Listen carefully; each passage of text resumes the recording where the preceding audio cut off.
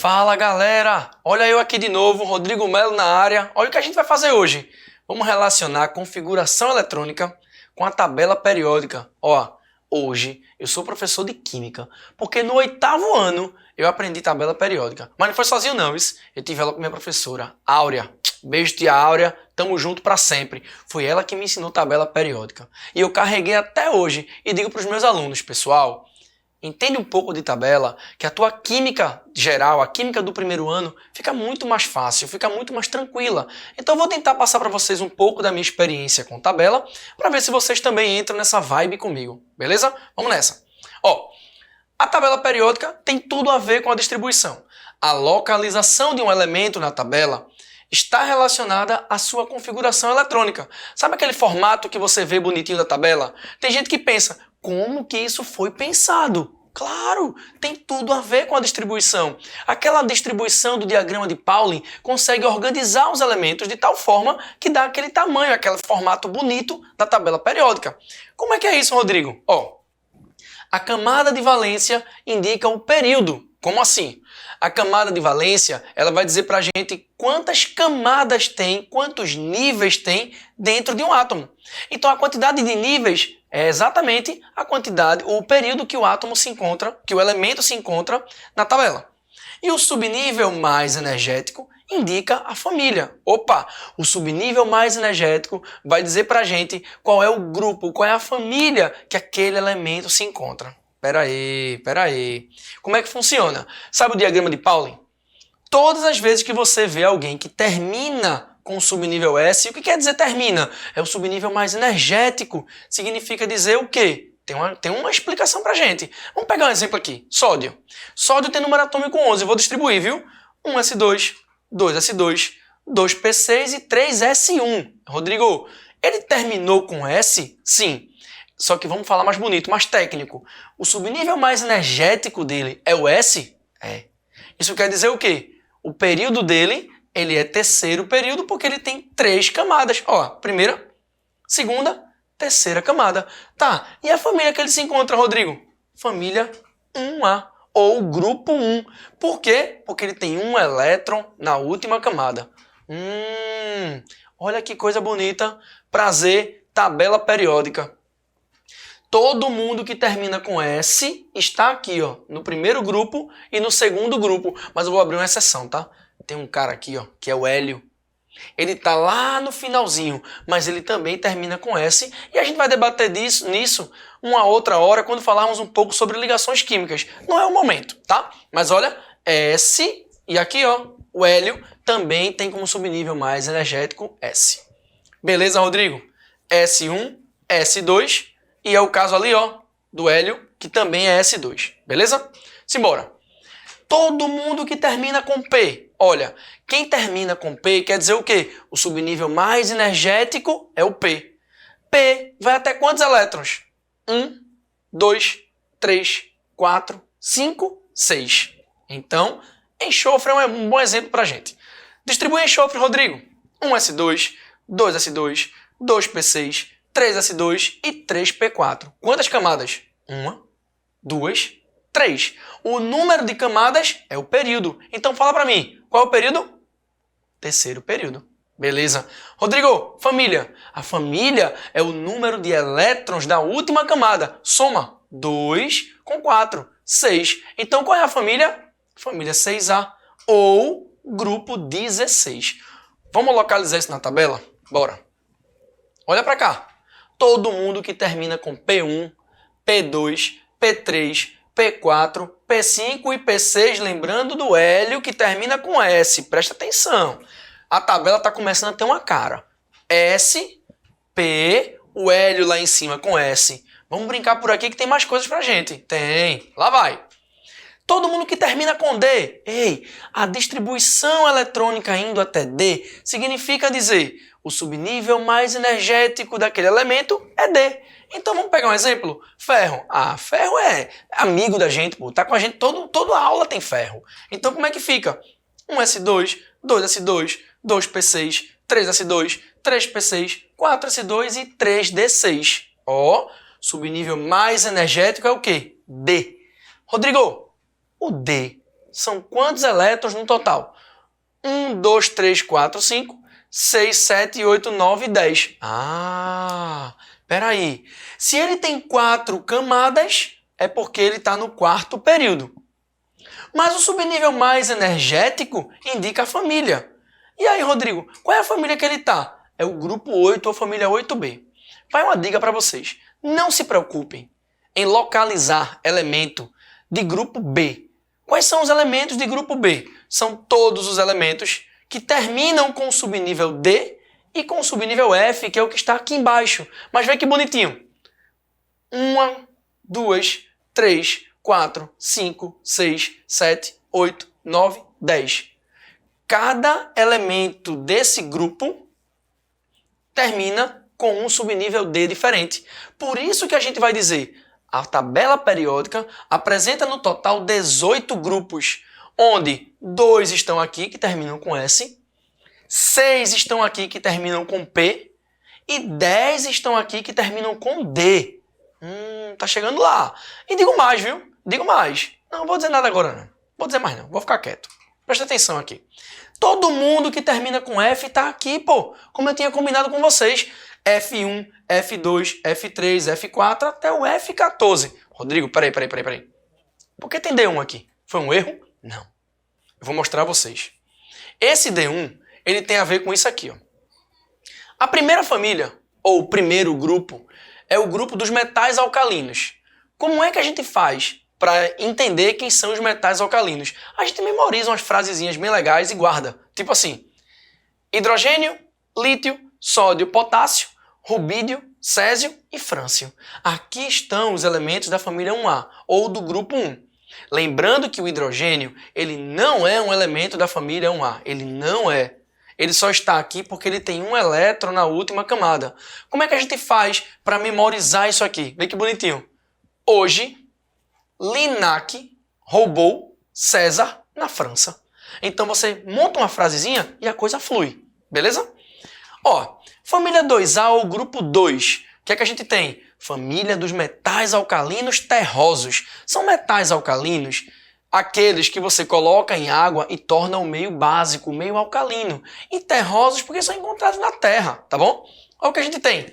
Berílio, magnésio, cálcio, estrôncio, bário e rádio. Ei, tu percebeu que o elemento da família 2A, ele não começa no primeiro período? Ele começa no segundo.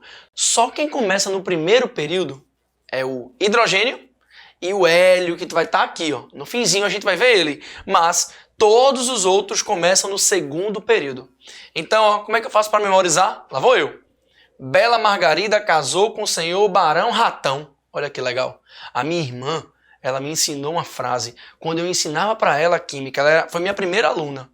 E eu dizia para ela, irmã, manda uma frase para mim. Aí minha irmã criou assim. Bebê magnético, vê só, olha a frase dela. Bebê magnético caiu no senhor Barriga no programa do Ratinho. É uma frase que não tem nada a ver, mas a frase era dela. Então, entenda, se você tem uma frase que é sua, esqueça a minha, vá na sua. Sempre a sua frase é a melhor de todas, ok? Beleza, Rodrigo. Grupo 2 ou família 2A. Rodrigo, grupo 3, eu tenho que memorizar? Não. Não precisa memorizar o grupo 3, mas eu quero falar uma coisinha do grupo 3. O que a gente viu sobre o grupo 3? É aquela galera que termina com o subnível D. Lembra? D1, D2, D3, D4, D5, até o D10. Qual é o lance? É que todo mundo tem que terminar com D1. Só que quando tu pega esse elemento aqui, ó, o lantânio, e tu tenta distribuir, ele não termina com D1. Ele termina com F1. E aí? Não dava para colocar eles aqui, porque eles iam atrapalhar o planejamento da tabela periódica e ia bagunçar o pessoal que estava por ali. Foi por isso que foi criada uma família aqui embaixo, um grupo aqui embaixo que é chamado de grupo dos lantanídeos, que é o primeiro grupo que surge a partir do lantânio. Então, o que é o lantânio? É o primeiro elemento que termina com F. Aí ele vai F1, F2, F3, F4, F5, F6, F7, F8, F9, F10, F11, F12, F13 e F14. E esse aqui, ó, o lutécio. O lutécio é o primeiro que deveria estar aqui, porque ele termina com o subnível D. Então passam 14 do F e por último chega o do D, que está aqui. Então a gente vai dizer assim, esse quadrinho representa um grande grupo que tem todos do F, mais o primeiro do D. Tá tudo aqui dentro. Aí você consegue manter o padrão, porque depois do lutécio, o próximo elemento, ele apresenta um número atômico maior do que ele. Então esse é D1, D2, D3, D4, D5, D6, D7, D8, D9 e D10. Todo mundo que está aqui é o que nós chamamos de elementos de transição externa. Já esse aqui, ó, a série dos lantanídeos, a gente chama de elementos de transição interna. É muito fácil confundir também. Tem gente que pensa, pô, Rodrigo, isso aqui não é externo não, porque está fora da tabela? Não, nada a ver. Isso está aqui dentro, só que está sendo representado aqui, mas é transição interna. Rodrigo, lantânio, beleza. E o actínio? É a mesma coisa. O actínio, ele deveria terminar com D1, como todos que estão aqui. Só que na distribuição ele termina com F1. Tá, e o próximo? F2. E o próximo? F3. Então pegou, colocou os 14 que terminam com F na sequência e deixou o LR, Laurêncio, para que ele seja colocado ali e dizer, do actínio até o LR, nós temos todo o grupo F e o primeiro do grupo D1. Coloquei aqui, ó, de boa, meu irmão, tudo certo. Então, aqui todo mundo termina com D, salvo a galera que começa com lantânio e a galera que começa com actínio. Eu preciso lembrar vocês uma coisa. Lembra do diagrama? O diagrama, ele tem apenas dois subníveis com F. É o 4F e o 5F. Tá aqui, ó. Todo mundo aqui é 4F, todo mundo aqui é 5F e a coisa flui positivamente. Cara, que massa. Tá tudo fazendo sentido. S, F, D e lá é a galera do P. Beleza? Rodrigo, tu não se preocupou muito em falar pra gente sobre as frases desse povo aqui. Não se preocupa. Tu só precisa entender as frases dos elementos representativos, que é 1, 2 e do 13 até o 18. Beleza? Então vamos para o grupo 13, ou família 3A. Não tinha nome não. Aí pegou o primeiro elemento, boro. Pronto, família do boro. Olha aqui, ó. Boro, alumínio, gálio, índio, tálio. Ei, boa alimentação garante inteligência total. Ei, pô, e esse NH? Pessoal, dessa galera que tá por aqui, ó, esses elementos, eles são mais recentes na tabela periódica. São elementos que a gente tem acima de 112 elétrons. Eles estão aqui, ó. Eles já foram introduzidos na tabela desde 2019, recente. Mas nos vestibulares ele ainda não é cobrado. Então a gente vai entender que a família acaba aqui, ó. Do pessoal do que termina com o subnível P, a gente vai dizer que vem até aqui. Tudo bem? A gente não insere esses grupos, esses elementos, que são elementos artificiais, mas que estão presentes nesse grupo, ok? Então, boa alimentação garante inteligência total. Parou em total. Família 4A ou grupo 14, também não tinha nome. Família do carbono. Carbono, silício, germânio, estanho e chumbo. Esquece o FL. Esquece. Vamos embora aqui. Como é que eu faço para memorizar? Comi siri gelado sendo proibido. Vê mesmo? E é proibida? É não, mas o cara decora, só grava, vai-te embora. Beleza? E a 5A ou grupo 15? Ó, tinha nome também não. É família do nitrogênio. Como é que faz então? Nitrogênio, fósforo, arsênio, antimônio e bismuto. É feioso, né não? Não posso assim saber biologia. Ei, professores de biologia, me desculpe, é só uma frase, pelo amor de Deus. Tá bom, vamos mudar. Não podemos assim saber bizu. Melhor, né não? Bizu é uma coisa das antigas, viu? Vocês que são mais novos aí, por favor, perguntem aos pais de vocês o que é bizu. Acho que você nem fala mais bizu, né, velho? Mas de boa. Vamos embora. Ah, lembrei de outra. Não posso assistir SBT, bicho. Meu irmão, bicho é outra parada de velho, né, doido? Gente, desculpa, é porque eu sou velho. Eu sei que vocês são tudo novinho, tudo no passinho, tiquitei. Mas olha, é bismuto, é bicho, beleza? Não posso assim saber biologia. Não posso assistir SBT, bicho. Tá de boa, só decora, vai-te embora, beleza? Ó, Grupo 16, família dos calcogênios. Olha para cá, essa é boa. Oxigênio, enxofre, selênio, telúrio e polônio. Aí a galera aqui, ó, deita nessa frase. Os 7 poloneses, eu prefiro essa. Porque como aqui é polônio, já fica na cabeça. Polônio, poloneses. Aí tem gente que vem aqui, ó. Os 7 porquinhos. Cara, a frase é tua.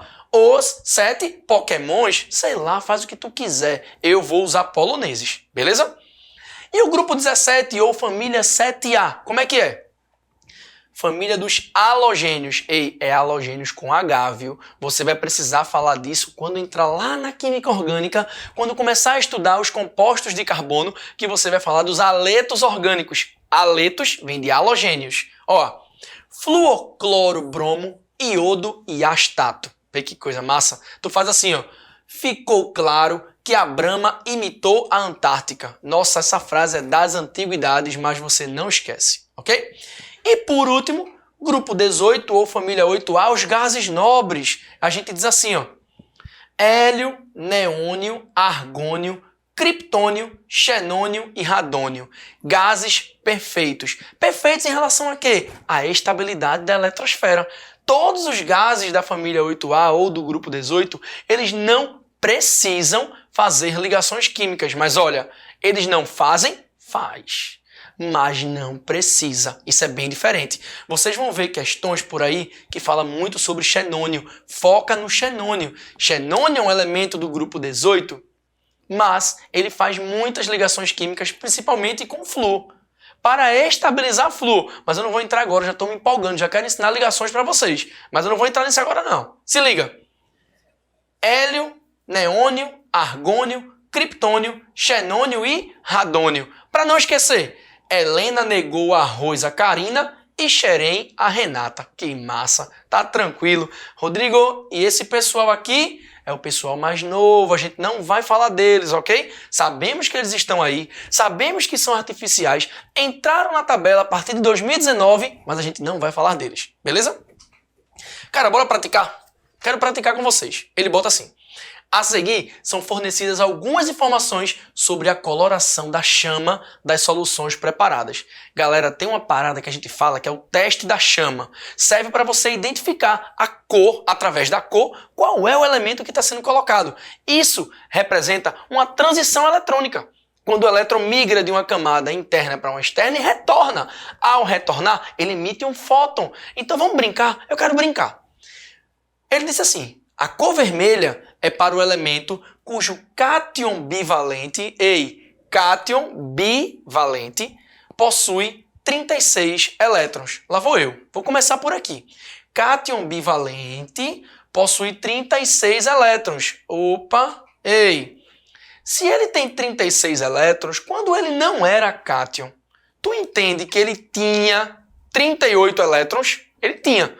Mas ele virou bivalente, ele perdeu 2 elétrons, por isso 36.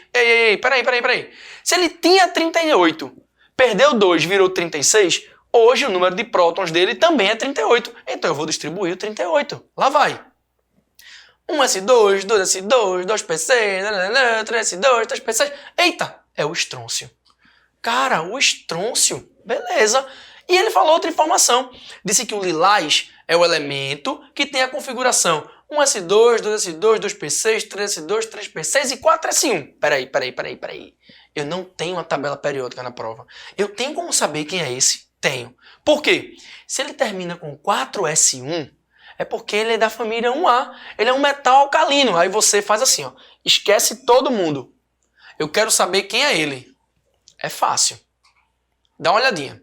Ele é quarto período, é da família 1A, é um metal alcalino e para isso eu vou usar meu recurso que é a tabela periódica.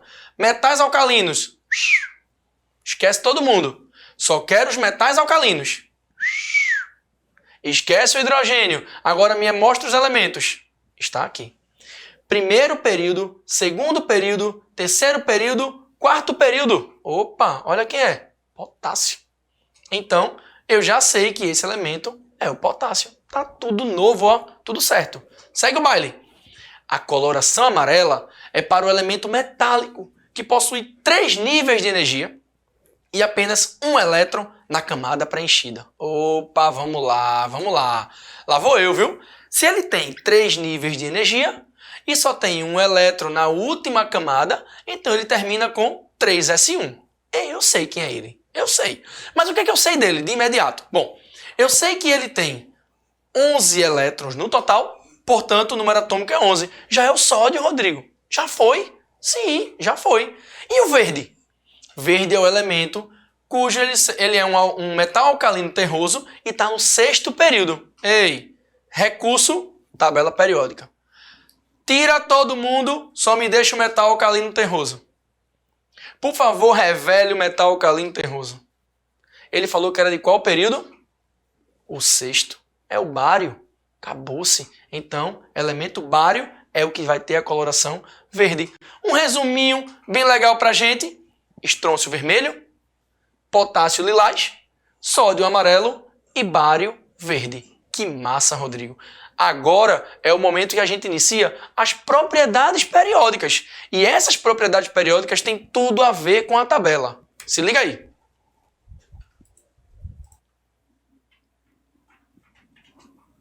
Então, ó, presta atenção aqui comigo.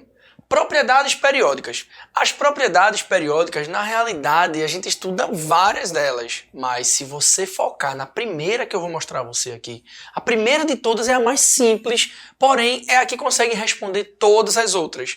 Então, o que são propriedades periódicas? Bom, são propriedades que variam de acordo com o número atômico e eles seguem uma variação regular. Ó, eu vou abrir um parêntese.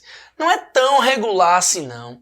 Tem exceções no meio do negócio, mas a gente consegue, em termos de vestibular, trazer algo para uma variação regular, uma variação uniforme, mas não é tão assim, beleza? Presta atenção. Vamos começar por aqui, ó. Raio atômico. Essa é a primeira propriedade que a gente vai estudar. O que é que a gente pode ver? Ó, aqui eu consigo perceber o número atômico crescendo e aqui eu consigo ver o tamanho do raio.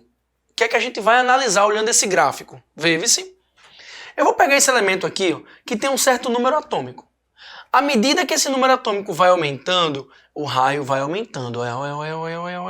Eita! Depois ele faz isso, ó. Tuf. Aí vai subindo, vai subindo, vai subindo. Tuf. Vai subindo, vai subindo. Tuf. É isso que a gente vai estudar aqui. Vamos tentar compreender de que maneira a gente relaciona o raio com a variação do número atômico. Comecei. Tá, em relação à massa atômica, nem tanto. Vamos lá. Pensando no raio atômico. O que danado é o raio atômico? A gente vai analisar o átomo de Bohr, que é aquele átomo circular, que tem um elétron na eletrosfera e um núcleo contendo prótons e nêutrons. Então, o que é o raio do átomo? Raio é a distância do centro da circunferência até a extremidade. Então, quando eu pego dois átomos e junto, eu vou dizer assim, a distância entre os dois núcleos de um átomo é o que eu chamo de raio. Não, raio é a metade dessa distância. A distância entre dois núcleos dividida por 2 é o raio do átomo. Então, é a metade da distância entre os núcleos de dois átomos vizinhos de um mesmo elemento. Que massa, Rodrigo. Então a gente pode pensar de duas formas. Ou analisar que é a metade da distância entre núcleos, ou dizer que é a distância entre o núcleo e a última camada, sem problema. Ó, como é que isso varia na tabela periódica? De que forma o raio varia? Tem uma coisa constante acontecendo. Veja-se. Dentro de uma família, escolhi a família 1A. Lembrando que o hidrogênio não é família 1A, mas a gente coloca ele porque ele tem um elétron na última camada. Então, ó, primeiro período, segundo período, terceiro, quarto, quinto, sexto e sétimo período. Cara, qual é a diferença desses elementos aqui? Como eles estão em períodos diferentes, significa dizer que um tem mais camadas do que o outro. Tipo, o hidrogênio, que está no primeiro período, ele tem uma camada. Já o lítio, que está no segundo período, tem 2 camadas. Então, obviamente, que à medida que o número de camadas vai aumentando, o raio também vai aumentando. Olha só. É como se fosse assim. Olha o hidrogênio, olha o lítio, olha o sódio. E a coisa aumentando. Por que vai aumentando? Porque vai aumentando o número de camadas. Então, obviamente, que o raio ele aumenta sempre de cima para baixo dentro de uma família, ok? Sempre aumenta de cima para baixo devido ao aumento do número de camadas. Isso é muito fácil de você analisar. Então vamos lá, eu pergunto daqui, tu me responde daí. Quem tem um raio maior, césio ou sódio? Muito bom, césio. Quem tem um raio maior, potássio ou lítio? Muito bom, potássio. É desse jeito. Quem tem um raio maior é quem tem mais camadas. Beleza, Rodrigo? Só que vê, e no período? Aquela linha na horizontal, onde todo mundo tem o mesmo número de camadas. Aí vai ter uma diferença. Eu peguei aqui o segundo período da tabela periódica. Lítio para a primeira família, berílio para a segunda família. Aí aqui, ó, boro, carbono, nitrogênio, oxigênio, flúor e neônio. Todos no segundo período. Isso quer dizer o quê? Todos apresentam duas camadas. Beleza. Como é que eu vou saber então, Rodrigo, quem tem um raio maior? Se todos têm o mesmo número de camadas, qual é a diferença entre eles? A diferença é o número de elétrons da última camada. Elétron é negativo. Núcleo tem prótons que é positivo. Rola entre eles o quê? Uma atração. Ei, presta atenção na malícia. Eu coloquei todo mundo bem desenhadinho do mesmo jeito. Só que onde é que a gente vê, entre esses caras que estão aqui, o que apresenta mais elétrons na última camada? Tá lá, ó. É o neônio. Desses que estão aqui, todos têm duas camadas, mas o neônio tem 8 elétrons na última camada. Isso quer dizer que ele tem 8 pontos negativos de atração desse núcleo. Então, se o núcleo atrai 8 pontos, é porque ele fecha mais. Então, qual é a nossa lógica? Quanto mais elétrons tiver na última camada, menor vai ser o quê? O raio. Olha só, lítio tem esse tamanho, porque tem número atômico 3 e tem um elétron na última camada. E o berílio, Rodrigo, que tem número atômico 4, como é que fica? Já diminui mais. E o boro? Já diminui mais. E o carbono? Já diminui mais. E você vai percebendo que vai rolando a diminuição, uma diminuição, até chegar no neônio, que é o menor de todos do segundo período. Agora veja-se, é o menor do segundo período. Isso por quê? Porque tem mais elétrons na última camada. Então tu vai guardar essa informação. O aumento sempre dá da direita para a esquerda. Por quê?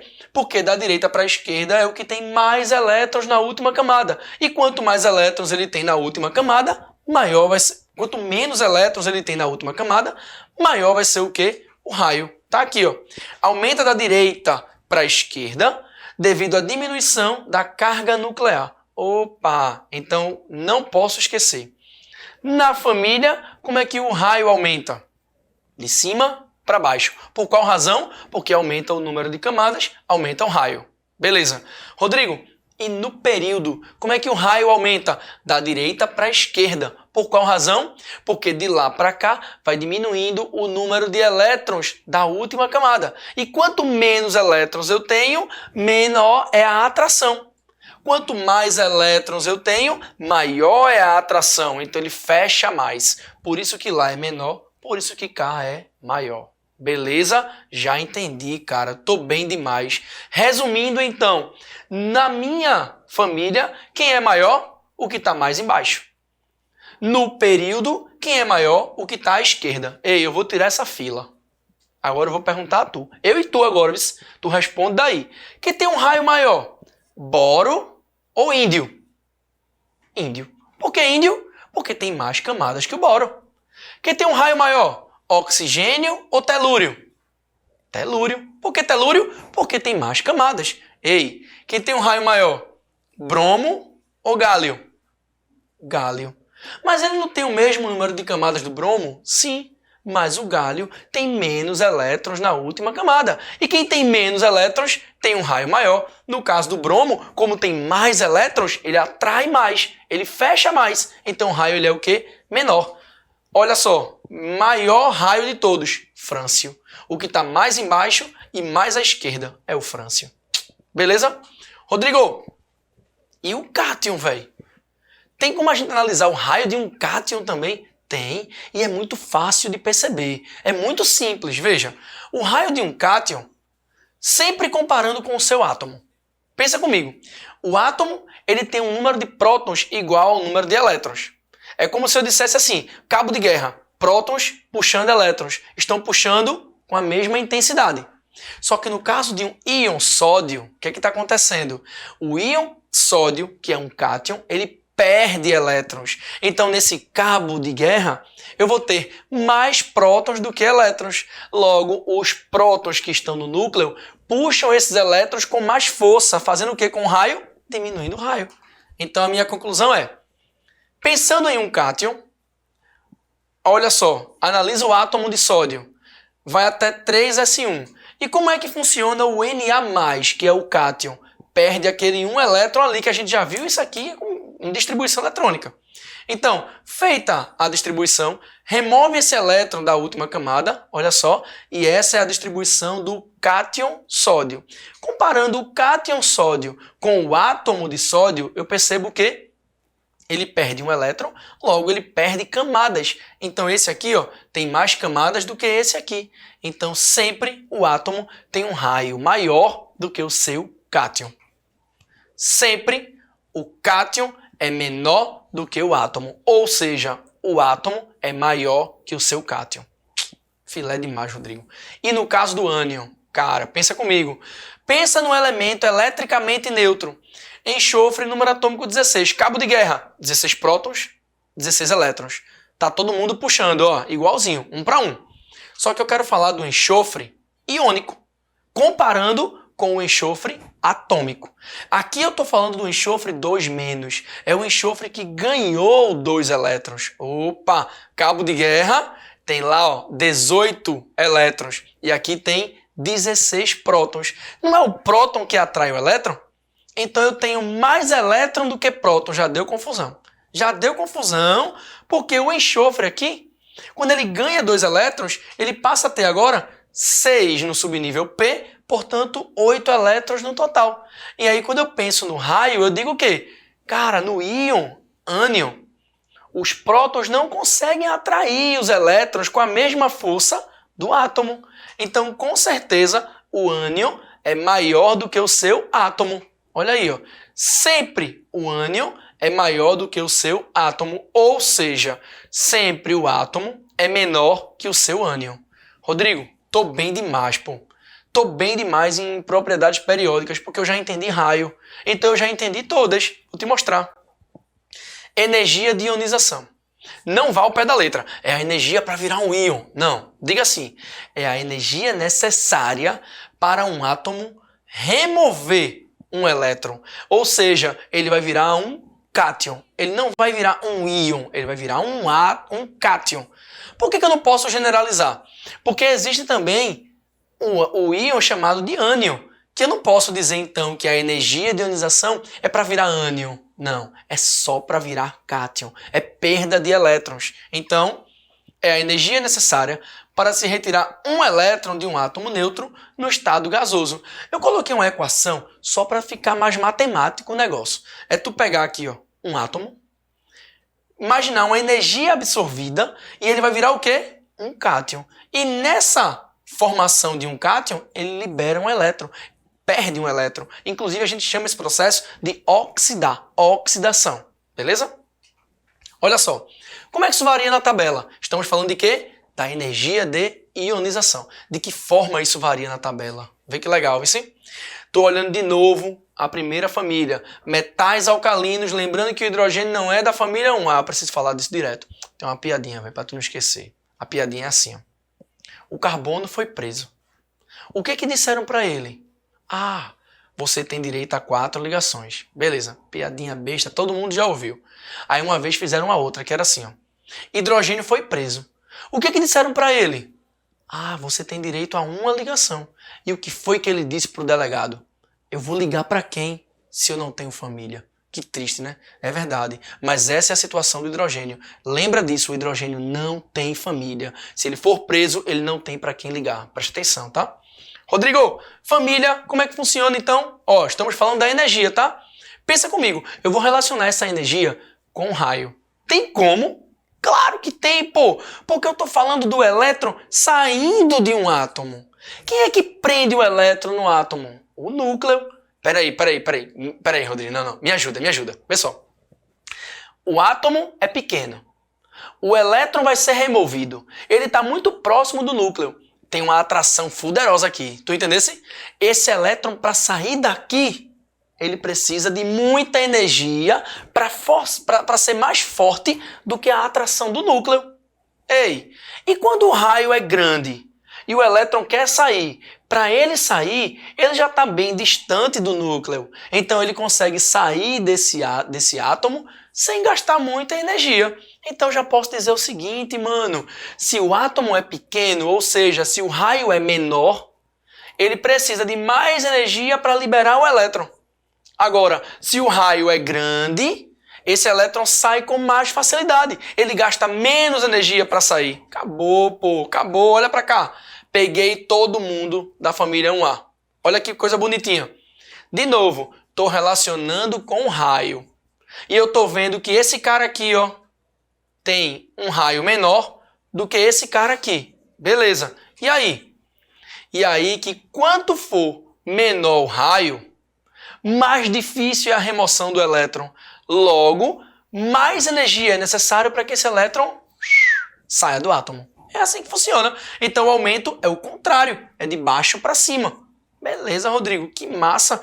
Então ele aumenta, a energia aumenta, sempre com a diminuição do raio atômico. Quanto menor o raio, maior é a energia. Isso serve para a família, isso serve para o período. Presta atenção. Hidrogênio e frâncio. Olha o tamanho dos caras, pô. Eu estou dizendo que tem um elétron aqui e que tem um elétron aqui. E eu quero fazer esse elétron ser removido. Vai, vou te dar essa chance. Diz a mim, onde é que esse elétron sai com mais facilidade? Lógico que no frâncio. Porque está mais distante do núcleo. Então quer dizer que o hidrogênio precisa absorver muita energia para esse elétron sair, porque o elétron está muito perto desse núcleo. Então quanto menor for o raio, maior será o quê? A energia. Ah, muito bom, velho. A energia do hidrogênio é maior que a energia do frâncio. Beleza demais. Só que no período, como eu tinha falado para vocês, também varia do mesmo jeito que a gente viu na família. É o inverso do raio. Olha só. Peguei o mesmo período. Todo mundo bonitinho. Olha o raio de todo mundo. Fala para mim, vai. Onde é que o elétron está mais próximo do núcleo? É no lítio ou é lá no neônio? É lógico que é neônio. Então lá vai gastar mais energia para poder tirar esse elétron. É por isso que o aumento é para lá. O contrário do raio. Rodrigo, tá tudo massa, tá tudo conectado. Cara, obrigado, acelere no Enem. Por que tu botou o Rodrigo aí para me ajudar? Para isso, mano. Que massa. Agora tu entendeu. Olha só. Aumento da esquerda para a direita devido ao aumento da atração núcleo-elétron. Cara, tá tudo lindo, tá tudo fluindo, tudo conectado. Química é uma ciência que tem muita relação. Às vezes o cara faz, eu não entendo química, mas é porque ele não consegue conectar. Eu não posso estudar isoladamente as coisas, os fenômenos têm que estar conectados. E é isso que a gente faz para poder fazer você entender melhor. Beleza demais, Rodrigo, lindo. Olha só, eu quero agora discutir uma outra coisa. Lítio, neônio. Olha o tamanho. Olha o elétron de cada. Vai. Essa é a chance. Quem é que tem um raio maior? Lítio. Onde é que o elétron sai mais facilmente? Lítio. Quem é que gasta mais energia para retirar o elétron? Neônio. Então, a energia do neônio é maior que a energia do lítio porque eles estão no mesmo período. Massa. Lindo. Abri tudo. Cabeça tá ampla. Resumindo. Ei, olha o resumo. Aumenta para cima, aumenta para a direita. De boa demais, cara. Tá tranquilo. Vou tirar a fila. Agora eu e tu, vis. Onde é que a energia de ionização é maior? Vai. Lítio ou césio? Lítio. Por que lítio? Porque tem menos camadas. Onde é que a energia de ionização é maior? Germânio ou carbono? Carbono. Por quê? Porque carbono tem menos camadas. Onde é que a energia de ionização é maior? Índio ou iodo? Iodo. Por quê? Porque tem mais elétrons na última camada, o raio é menor, gasta mais energia para remover. Rodrigo, tô bem demais, cara. Ó, tô tranquilo, tô fluindo e agora eu já pensei, não quero mais saber de energia de ionização. Tô mais nem aí. Agora eu quero pensar numa segunda energia de ionização. O que é a segunda energia de ionização? É a remoção do segundo elétron. É a energia necessária para remover o segundo elétron. Peraí, como assim, mano? Era para remover um, já vai remover dois. Eu vou comparar o quê? Presta atenção. Olha para o sódio. Distribui o sódio. Olha o raio do sódio. Beleza. O que é a segunda energia de ionização? A primeira é a energia para remover um elétron. O Na+, remove um elétron, perdeu o 3s1. Já foi. O raio do sódio é esse. Ei, a segunda energia de ionização é tu remover o segundo elétron, que vai sair de onde? Do 2p6. E vai virar o quê? 2p5. Logo, a primeira energia sempre é menor do que a segunda, que sempre é menor do que a terceira. É assim? Não, é o contrário.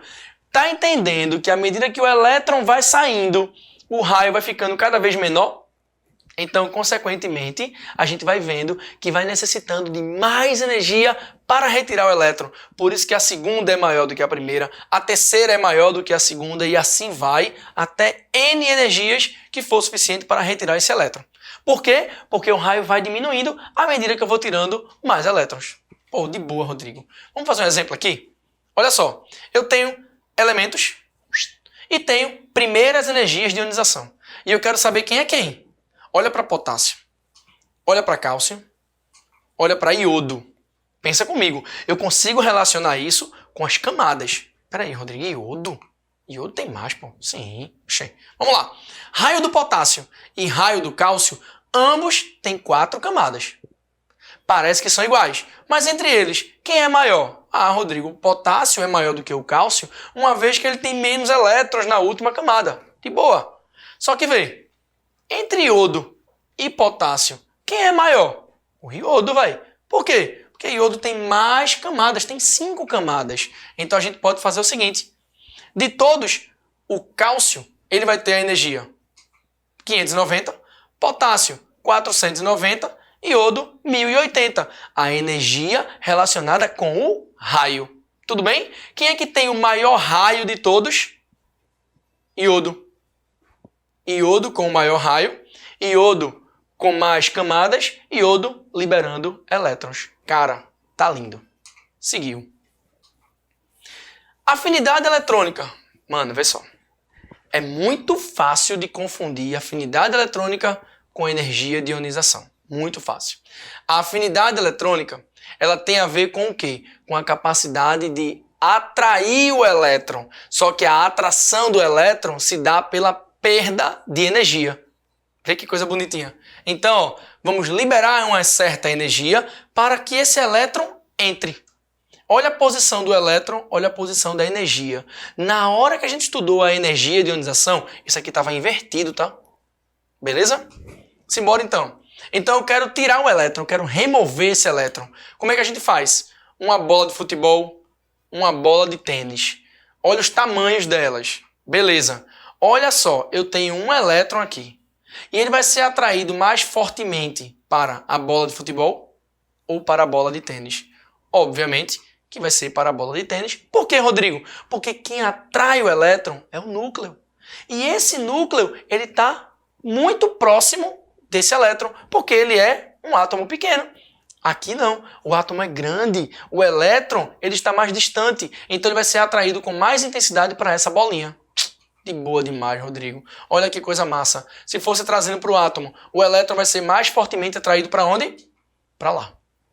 Porque o raio é menor. Acabei de relacionar com o raio de novo. Olha só, como é que isso varia na tabela periódica, então? De forma contrária ao raio atômico. Então, quanto menor for o átomo, maior vai ser a afinidade para trazer esse elétron para ele.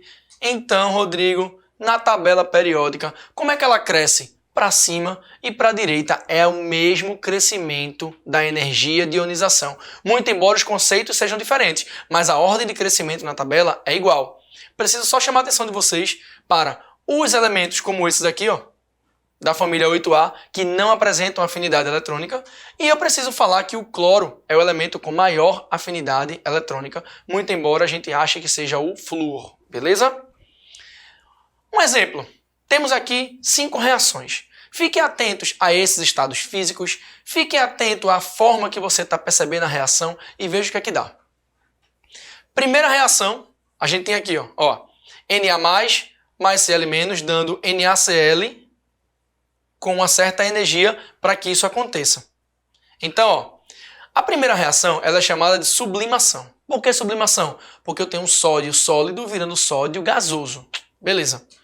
A segunda reação é uma dissociação. Por quê? Porque eu tenho uma molécula de cloro gasoso, ó, virando 2 átomos de cloro. Beleza. A terceira é uma energia de ionização. O que é a energia de ionização? É a energia para remover o elétron. Tá aqui. E a quarta eu chamo de afinidade eletrônica. Por quê? Porque eu estou atraindo o elétron. Beleza demais, Rodrigo. E a eletronegatividade? Cara, as pessoas confundem muito eletronegatividade com afinidade eletrônica. Tem uma diferença gritante. A eletronegatividade está relacionada à ligação química. Eu não falei ainda de ligações para vocês, mas eu vou precisar falar um pouquinho. Existem tipos de ligações químicas e eu vou focar na ligação covalente. O que é ligação covalente? Um átomo, outro átomo. Entre eles, é preciso relacionar, fazer um estabelecimento onde esse átomo ganha elétrons e esse átomo também ganha elétrons. Não tem quem doe para quem. Então o que é que eles fazem? Compartilham. Cada um entra com um elétron e faz um compartilhamento. Esse compartilhamento é importante para dizer que o par formado ele é tanto do primeiro quanto do segundo. E o par de elétrons ele fica migrando pelos 2 átomos. Beleza, Rodrigo. Só que vê só, tem um átomo que tem mais força de puxar o elétron do que o outro. Esse átomo que puxa mais elétrons da ligação compartilhada é o átomo mais eletronegativo. Então o que é eletronegatividade? É a força com que um átomo atrai o par de elétrons de uma ligação química.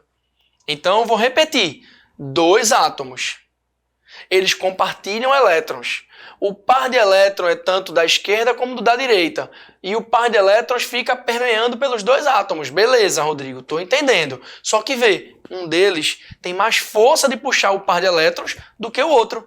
O que tem mais força é o mais eletronegativo. Filé demais. Então, ó, olha para a bola. Eu estou fazendo aqui uma ligação entre eles. Tem um par de elétrons no meio deles. Quem puxa mais o par de elétrons? A bola menor puxou mais do que a bola maior. Você acaba fazendo essa comparação porque sabe que quem puxa é o núcleo atômico, certo? Só que aí ó, a gente pode fazer o seguinte. Dentro da tabela, a gente sabe que ele cresce de forma contrária ao raio também. Quanto menor for o átomo, maior vai ser essa eletronegatividade. Mas a gente pode esquecer isso aqui da tabela, sem ficar muito preocupado com isso, e entrar mais nessa questão aqui, ó. A fileira que envolve eletronegatividade. Olha que bonitinho. Flúor, oxigênio, nitrogênio, que tem uma eletronegatividade próxima do cloro. Bromo, iodo, enxofre e carbono. Olha o que tu faz para não esquecer. Sempre da esquerda para a direita. Olha, fui ontem no clube. Professores de português, me desculpe, porque eu sei que quem vai a algum lugar. Mas eu preciso dizer que eu fui no clube para poder memorizar a frase, tá bom? Fui ontem no clube. Briguei e... Cadê o artigo? É I mesmo, tá? Briguei e saí correndo. Beleza? Então, ó, fui ontem no clube, briguei e saí correndo. Sempre da esquerda para a direita, o mais eletronegativo para o menos eletronegativo, tá bom? Para o hospital. Fui ontem no clube, briguei e saí correndo para o hospital. Esqueci dessa parte, ó. Foi mal aí, pô. Vacilei. Do mais para o menos. Beleza. Então, ó, a definição para densidade. Peraí, ficou muito rápido. Deixa eu voltar aqui. Fui ontem no clube, briguei e saí correndo para o hospital. O slide foi traiçoeiro. Me barrou aí. Mas tá de boa. Do que tem maior eletronegatividade para o que tem menor eletronegatividade. Beleza. Rodrigo, densidade. A gente vai ver bem rápido. Densidade é algo que eu não me aperreio. Então, densidade é uma relação entre a massa e o volume de uma certa substância. A gente sabe disso. Só que a gente consegue fazer a densidade de um átomo também. Então, ó, como é que a densidade muda? Como é que a densidade varia dentro de um átomo? Quanto menor for o volume, maior é a densidade, porque são grandezas inversamente proporcionais. Beleza. Dentro da tabela periódica, é estranho, vice, mas olha como cresce a densidade. Para baixo e para o centro. Sempre em direção ao ósmio, que é o elemento de maior densidade, ok? A gente sabe, densidade dá para relacionar várias situações, inclusive você consegue trazer a massa e o volume de qualquer substância usando isso. Tá, Rodrigo. E ponto de fusão e ebulição? Também tem uma ordem de crescimento total. Como é que funciona? Olha que coisa diferentona, viu? Para elementos da família 1A e 2A, ele cresce para cima. Lá no pessoal do 3 até o 8, ele cresce para baixo. E ele também vai para o meio da tabela, indo em direção a tungstênio, que é o elemento de maior ponto de fusão e ponto de ebulição.